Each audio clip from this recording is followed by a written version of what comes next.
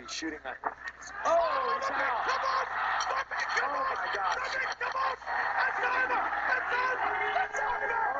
Oh, one of the greatest knockouts we have ever seen! Marius Zaromskis is the welterweight champion of Brave! Yo, Sunday morning, man, my internet connection dropped out. Actually, they just fixed that foolishness like a couple hours ago. Called my boy up. I was like, listen, man, you got that dream, right? He's like, yeah. I said, look, let me come over to your place, 3 a.m. in the morning. Let me drive over. If you're down with that, we'll get some Dream 10 on. Dude said, come on over. Wow. So all I gotta say is wow. For the whole night, that was like the night of the upsets. There was one favorite that won a fight. One. Maybe like if you include Jesse Taylor, he should have been the favorite. Actually, you know what? There was another favorite that actually won that, like, I didn't know why he was the favorite. Let's get into it, man. So you got Ikimoto fighting Tarek in the first fight. Basically, it was an alright fight. You know what I mean? Ikimoto's kind of funny. He's got his double punch, that kind of craziness. But yeah, it came down to, like, Ikimoto just kept throwing like one punch combos, one kick combos, and Tarek was throwing the actual combinations. He was talking how he's gonna submit him, but what ended up really happening is he came out and he kind of teed off on him, and it was a pretty good fight, a good fight to open up Dream. Nothing too crazy, but it was entertaining nonetheless. And then the night of craziness began. Marius Zaromskis against Hayato Sakurai. Hayato Sakurai came in a little heavy. He came in a little out of shape, but most people probably didn't think that would have mattered. Good Lord Almighty. Zaromskis, like, after his first Dream outing, with Ikimoto, people were like, yo, this guy's an entertaining dude doing the backflip. Prior to that, he had like some really good entertaining fights. He had some crazy finishes. But, he was basically in the tournament just to kind of maybe, go along for the ride. That's the way most people saw it. But that's not the way he saw it. He was like, I'm in this biatch to win it. And I'm not only going to win it, but I'm going to Eddie Alvarez this thing. And, like, by that, like, he actually did more than Eddie Alvarez did, even though Eddie Alvarez had to go through some serious beasts, and his weight class is a lot more difficult, especially in Dream. But what I mean is he came and said, this is my coming out party. Like, I'm just going to show everybody that I am really here. You know what I mean? I remember I called up my boy after this fight, after the Ikimoto fight, and I said, yo, there's this guy Marius Zaromskis, like, I've seen some stuff from him before, but, like, I think he's trying to use this Dream to come out, you know what I mean? He's, like, really trying to get serious, like, this is, like, his, like, let's get it on type, this is his moment. He definitely, after that first fight against Ikimoto, basically solidified his ability to fight in Japan for the rest of his life. And I was like, it doesn't matter what happens next. This guy they believe that this guy's a warrior. He's entertaining. They want to see him fight. But what's happened now is, this is the beginning, could be, of something crazy. This is like, what Vanderlei Silva was doing back in the day. This is like, this is what Krokop was doing. You know what I mean? Like, there's the todays, there's the yesterdays, and then there's the tomorrows. And don't think that I'm just jumping on a bandwagon, but believe me when I tell you that win or lose, Zaromskis is going to have fans, man. And it just so happens that he's doing it with wins. He goes out against Hayato Sakurai, and he's a 5-1 underdog to winning the tournament. Many don't think he's going to win this fight against Hayato Sakurai. He comes out and just tools him, man. Just hands, feet, knees, everything. And then just, cuts him up, lays him out. End the story. You see Hayato Sakurai sitting on the sidelines for the rest of the fight. You know, cut up here, cut down here. His whole face looking all jacked up. So Zaromskis moves on from there. Hayato Sakurai, what's up with him? I don't really know. He needs to be more, focused. You know what I mean? He's not really taking himself seriously. He's not taking the game seriously. Hopefully he'll take this seriously, so it don't get infected, you know what I mean? So he can come back in the future. He's got to start taking things more seriously. But nonetheless, Zaromskis moves on. Then we had Jason High versus Andre Galvao. Now, this is a real questionable decision, and I understand what it was. You know what I mean? Galvao was in the first round, and his dominance was a lot less, impressive to, maybe the judges, because he was able to hold a position, and he was able to, almost get rear naked chokes and whatnot for 6-7 minutes. To me, that was enough. But to the guy, who wins the fight? If this fight goes to the next round, what's gonna happen? It looked like, come that second round, Galvao had lost his whatever. He couldn't get the fight to the ground. Very hesitant on the feet. Very worried. It didn't look like he was confident in his striking. He was basically trying to not get knocked out for the whole round, and I think that's what weighed on the judges' minds. They said, Jason High fought through his moments, and Galvao kind of just got out of his moments. He made it out alive. Jason High fought through it. And then the other thing is, I know this isn't on their mind, but if this did go to another round, do we think that Jason High would come out and continuously do what he was doing in round 2? Most people probably believe that, because Galvao couldn't get it back to the ground again. If Galvao could have got it to the ground just one time in the second round, he would have won that fight. Even if he started off the round, getting tagged, and just took it down for maybe even the last minute, then nobody would have had any issues. It probably would have been a unanimous decision. He couldn't get it back to the ground. The fight never swung back in his favor, and he got his first loss. Damn. It was a tough loss. It was a close loss. But to be completely honest, the way my man, I got the interview with Galvao, the way he was weary of Jason High's striking, I almost want to say, no disrespect, most definitely not. I almost want to say it's better off the way it happened. Because if he was weary about Jason High, who at some points had Galvao hurt, but was worried about the takedown, so he's being more methodical about his punches and kicks, I don't know what. Well, actually, I think I do know what would happen if Galvao would have been weary against Zaromskis. I think Zaromskis would have just probably Jason Hyde him. I really did not want to see Galvao land flat on his back like Jason Hyde. And it was a very high possibility that if they went to the finals together, who knows, what would have happened, but who knows, man. I think that fight's going to happen in the future. I think Galvao will maybe fight somebody in the welterweight division, and then whoever wins that fight will get the first crack at Zaromskis. So, I think that's coming in the future. Jason High, what should he do? I'm not really sure. He's got 2 brutal knockouts in his last 3 fights. I was there at Affliction 2, at Affliction Day of Reckoning, when he got laid out by Jay Heron, and then this one, we're talking about this next, because I'm kind of in the future a little bit, with Zaromskis, but I don't know, man. Just keep trucking on. Just fight through it. You know what I mean? What about Galvao? He's still very young in the sport. He's now 3-1 with a very close decision loss. He really hasn't, he hasn't really had much, real pain inflicted on him. He's been dropped a couple times. Actually, that probably also affected some of the judges. He was dropped 2 times in his first fight.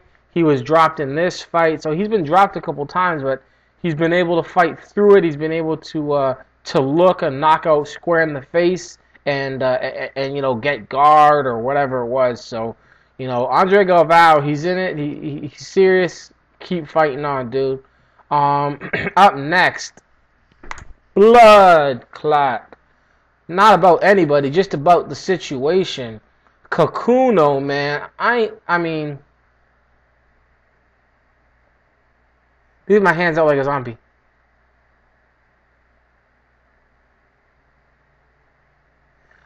What the F, dude? You know what I mean? Andre Dida, damn, man. Damn.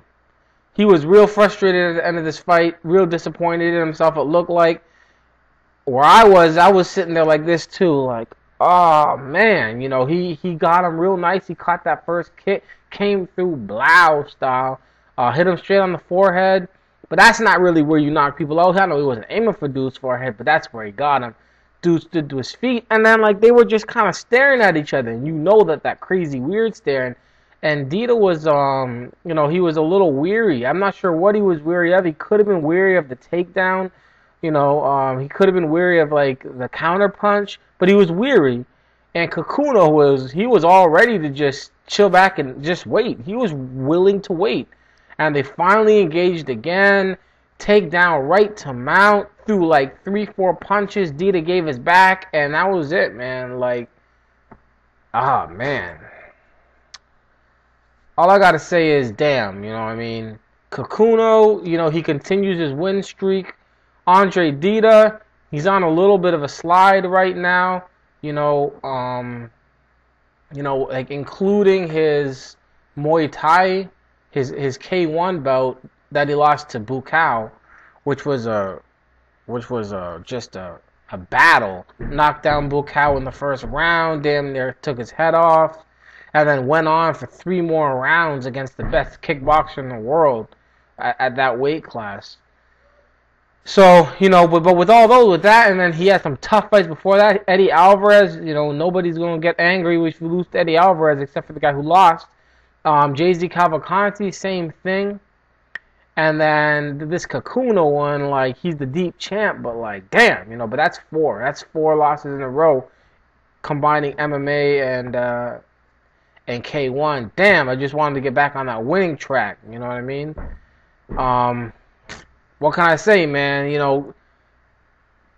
know, get your head up, chin up, you know, whatever it is, man. You know, damn. I'm gonna see dude at the gym too, you know what I mean? Like, I was a dude and he was like, yo, he's gonna be pissed. He's gonna put people through the ringer, you know what I mean? Like, he's gonna come back and make people just go hard. So, damn, but hey, you know, it is what it is. Next fight, Paulo Filho versus Melvin Manhoef. I was like, look, before this fight, I said, you know what? I really want Paulo Filho to come back. He's the more well-rounded fighter. He doesn't have the striking ability of Melvin Manhoef, and very few do, especially in MMA. But, you know, he can handle his business on his feet. He won't want to try that. I'm just saying, he can fight on his feet. He's great on the ground, therefore more well-rounded. And I want the more well-rounded fighter to win. It's not often that I root for the guy who's an amazing striker or just the submission guy. I like the guys that put that M, you know, the first M. The first M in MMA, that's the guy who I normally root for. If there's 2 guys and one of them got that first M correct, then that's normally who I'm going for. That's who I was going for here. I wanted to see that story. I wanted to see him come back. I wanted to see him defy the odds and all that stuff. And it did not look like that was going to happen. My man got blasted over and over again and again. And I was like, wow. And he got dropped in that corner, and he got dropped down, and Manhoef dropped down on him, and then he kind of stayed there, and then he went into half guard, and then he got, what? I was like, yes. Especially after those last 2 losses, back-to-back Galvao, Dida, you know what I mean? Having, you know, Dida's the trainer at my gym. You know, Toronto BJJ was all over that banner. Toronto BJJ was all over the place. I was at a place, Dida was wearing the same shirt my boy was. You know what I mean? So it was like, damn. So after that happened, and then, you know, Galvao lost, I was like, Paulo, we don't really know each other, but I need you to win this one. And he did it, and it was nice. And then we saw, you know what, best thing of the night, no disrespect, I'm really glad, like, I'm not glad that anybody, wait, damn. How can I say this? Dude got hurt. Not happy that he got hurt, but I am happy that this fight basically didn't exist. I didn't really need to see this fight. This is the only one on the whole card where I was like, what is this all about? So Jesse Taylor, it was funny how they kept showing that limo cracking. Like, if you guys don't watch the actual feed, or I was at my boy's house, he has HD net. If you guys don't actually watch it, then you don't really get to see a lot of the intros and whatnot. They had like, Jesse Taylor, the UFC, limousine. And I was like, I don't know, who was that? That was like that wasn't a Korean dude or a Japanese dude at all. That was more like Oscar the Grouch or something. I don't know what that was. But the point is, it was funny as hell. And they showed a limousine, and they put like the screen cracking, like he broke out, the window got kicked out. I don't even know what they were saying, but I knew what they were saying. You know what I mean? Because they said Jesse Taylor came from the UFC, was going to go to the finals, and got kicked out for busting up a limousine. Now he's here.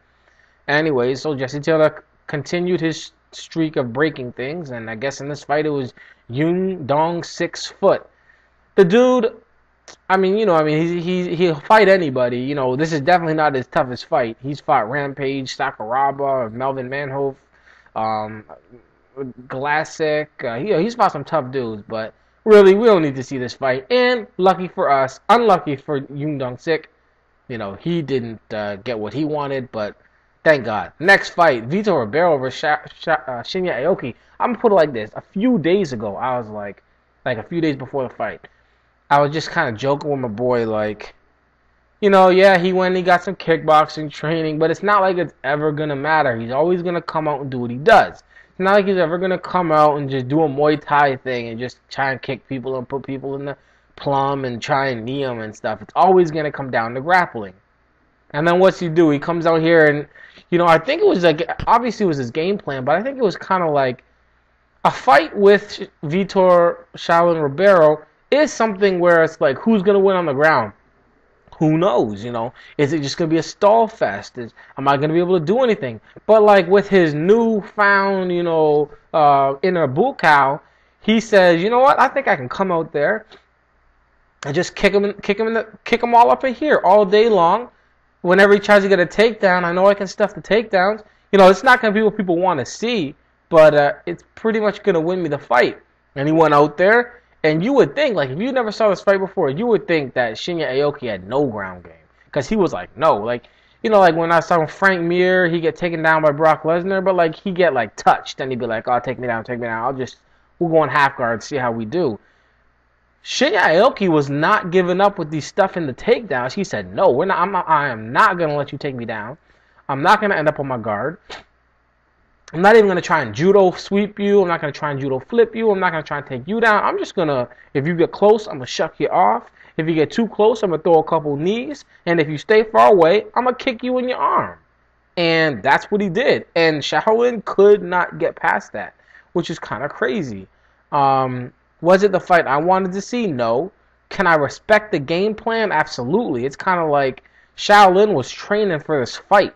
Do you think that his coach was like, listen, we need to work on, taking him down? Nobody tries to work on taking down Aoki. Aoki takes himself down. He'll touch you on the shoulder and pull guard, you know what I mean? So he's like, look, this fight's going to end up on the ground, and then we'll start from there. They might as well start us in the middle. Just on that note, it was kind of funny when the referee was like, action! Action! And I was like, what do you mean action? I think what you mean is, okay, we're going to restart this in the middle, in guard or something, because there was action. It wasn't exciting, but Aoki was just nonstop throwing kicks, and you can't say action meaning take it to the ground. You know what I mean? It is what it is. Aoki fought the way he wanted to fight. It was not that entertaining. It was not that great, but it was an awesome game plan, and he completely shut down Vitor. Vitor got in his guard and for like maybe 1 minute 30 seconds, 2 minutes and 30 seconds, and Aoki didn't even really try to. He didn't say I'm a rubber guard to try and move to this. He said F that. I'm a rubber guard, like I don't know what I'm doing. So I don't know what that was. I don't know if it's just a straight game plan, if he was worried about the jiu-jitsu of Shaolin Ribeiro, but he definitely said F the Brazilian jiu-jitsu, F all that stuff. We just gonna stand on our feet, and he won the fight. And I mean, I can't hate on a dude for winning a fight, especially when he's just doing it to prove me wrong. And then we had the finals. Good Lord almighty. So Zaromskis, he gets through his first fight with Aikimoto. Then he knocks out Hayato Sakurai. And now, Jason High got past Andre Galvao. And he's in the finals. And, all I got to say is, all the stuff that I've seen this guy do so far. The 2 knockout head kicks. The beautiful knees, the craziness, the aggressiveness, all that stuff. F all that. You want to know what I'm most impressed with? I'm going to go right to the point right here. I got a video on the site. I'm going to tell you exactly the moment, the minute. Hold on, I'll tell you exactly the time. Hold on, I'm watching it right now. Hold on. Oh, snap, I done pressed the wrong button. This... Okay, goes for the throw. Goes for the takedown. At 9:39 of that fight. What the F was that? Watch the fight, y'all. Watch the fight. 9:39. Defied the laws of gravity. Defied physics. Defied everything that exists that I know of, of science and, on Earth. This dude was on, the second last level of the Limbo Olympics with another man on top of him trying to take him down with a single leg, an underhook, and the dude was leaning back. And this dude just was like, no. I'm going to look again. Did he use his hands? How did he do this? He got the underhook. He got one hand. He got one hand on the ground right now. One hand, he's got an overhook. Talk about Zaromskis. And at this point, he's got his left arm holding Jason High's right arm. Jason High's right arm has the deep single leg takedown. Jason High's left arm is underhooked and wrapped all the way around his back. So he only has one knee, his right knee, against everything. I'm looking at it right now. 9:39. Pause that, biatch. He got everything on one knee and one foot. And a wrestler on top of him. And just stands up. F all that, dude. F all that. I was talking to Chase. He was like, where's Zaromskis? Where is he now on your whatever? And I was like, I don't really know. I don't want to really put it out there. I'm just going to let stuff happen. But I'm going to say it like this. We were talking what can Zaromskis do next? And I was like, what if he could fight Nick Diaz? Wouldn't that be an amazing fight? That would be fight of the year guaranteed. These guys are going to go all out. And then I was like, he's like, well, who do you want to win? And I'm like, Nick Diaz is my second favorite fighter right now. And I was like, I don't even care. That's just going to be an amazing fight. And then that's when I realized, I said, wait a sec. If you don't even care if your second favorite fighter wins a fight, then this other dude must be somewhere on your list. And I'll put it like this. I don't know where he is, but I am very impressed with Zaromskis. I don't even care how good he really is right now. He might be just on the uprise. He might be at the pinnacle. Who knows? But as of right now, as of this time right here, okay, regarding this time right here, Zaromskis is on that list. He's on a top 10 list. Where is it? I don't know, but he's on it. And he's just exciting.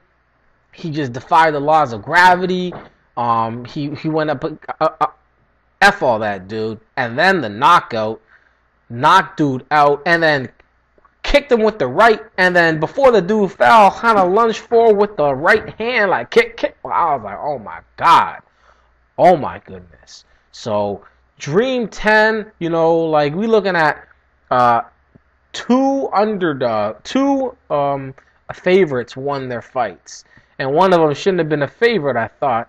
But, it's crazy. Andre Galvao was the favorite, he lost. Sakurai was his favorite, he lost.